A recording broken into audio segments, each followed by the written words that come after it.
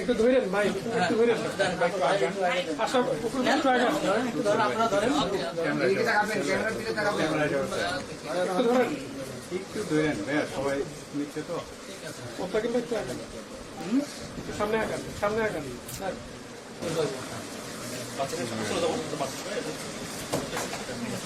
প্রথমেই আমরা সবাই কেরানীগঞ্জের সকল জনগণ এবং জুলাই যোদ্ধা, বিশেষ করে সুজনের পরিবারের পক্ষ থেকে আমরা কৃতজ্ঞতা জ্ঞাপন করছি। মাননীয় প্রধানমন্ত্রী, তিনি মানবিক একজন মানুষ, সবার আগে তিনি একজন মানুষ এবং তিনি তার মানবিকতা দিয়ে, স্নেহ দিয়ে বাংলাদেশের 18 কোটি জনগণকে নিজের পরিবারের সদস্য মনে করে তিনি নিরন্তর চেষ্টা করে যাচ্ছিলেন সুদূর প্রবাসে থেকেও ফ্যাসিবাদের বিরুদ্ধে যারা লড়াই করেছেন, সংগ্রাম করতে যে নির্যাতন, নিপীড়ন এবং গুম হত্যার শিকার হয়েছে সেই সকল পরিবারের পাশে দাঁড়ানোর জন্য তিনি আমরা বিএনপি পরিবার এই সংগঠনটি প্রতিষ্ঠা করেন, যার প্রধান পৃষ্ঠপোষক মাননীয় প্রধানমন্ত্রী জনাব তারেক রহমান এবং সভাপতি দায়িত্ব পালন করছেন আমাদের অত্যন্ত প্রিয় বড় ভাই আতিকুর রহমান রুম্মন, সাধারণ সম্পাদকের সদস্য সচিবের দায়িত্ব পালন করছেন মিথুন, এবং সেই সাথে উপদেষ্টা হিসেবে দেশের বিভিন্ন প্রান্তরে এই সংগঠনের পক্ষ থেকে কাজ করে গিয়েছেন। এই সংগঠনের সাথে আমাদের আরেকজন শ্রদ্ধেয়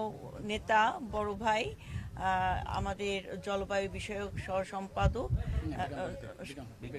বিজ্ঞান ও প্রযুক্তি বিষয়ক সম্পাদক জনাব আশরাফুদ্দিন বকুল সাহেব, এবং তিনি মাননীয় সংসদ সদস্য নরসিংদী 5 আসন থেকে।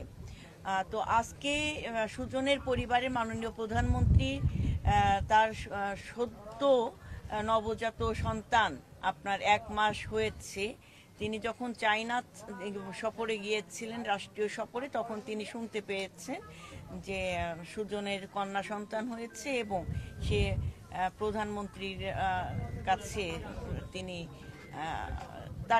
তার বার্তা, মানে সুসংবাদের বার্তা পৌঁছে দিয়েছেন এবং দোয়া চেয়েছেন।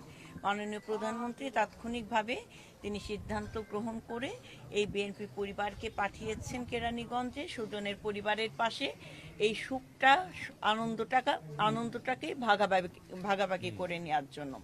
এবং একই সাথে তিনি আমাদেরকে নির্দেশনা দিয়েছিলেন সকল জুলাই যোদ্ধাদের পাশে দাঁড়ানোর জন্য। আমিও তখন কারাগারে ছিলাম 24 জুলাই আন্দোলনে। কারাগার থেকে বের হয়ে আসার পরে যখন সুজনের কথা জানতে পেরেছি, তখন তার পরিবারের পাশে, তার পাশে আমি নেতৃবৃন্দদেরকে পাঠিয়েছি, কিছুদিন আগেও এসেছে। সার্বক্ষণিক আমরা চেষ্টা চালিয়ে যাচ্ছি এই জুলাই যোদ্ধাদের পাশে থেকে তাদের নতুন জীবন যেন পুনরায় আবার শুরু করতে পারে, সেই সম্ভাবনাময় ভবিষ্যতে পাশে যেন আমরা সকলে থাকতে পারি, তার জন্য আমরা চেষ্টা চালিয়ে যাচ্ছি মাননীয় প্রধানমন্ত্রীর নেতৃত্বে। আশা করছি এভাবে করেই শুধু জুলাই যোদ্ধা না, সকল মুক্তিযোদ্ধা পরিবার এবং বাংলাদেশে নিপীড়িত, নির্যাতিত সকল পরিবারের পাশে আমরা সবাই বিএনপি পরিবারের পক্ষ থেকে মাননীয় প্রধানমন্ত্রীর নির্দেশনায়, নেতৃত্বে আমরা দেশ এবং জনগণের পাশে থেকে কাজ করব। ধন্যবাদ।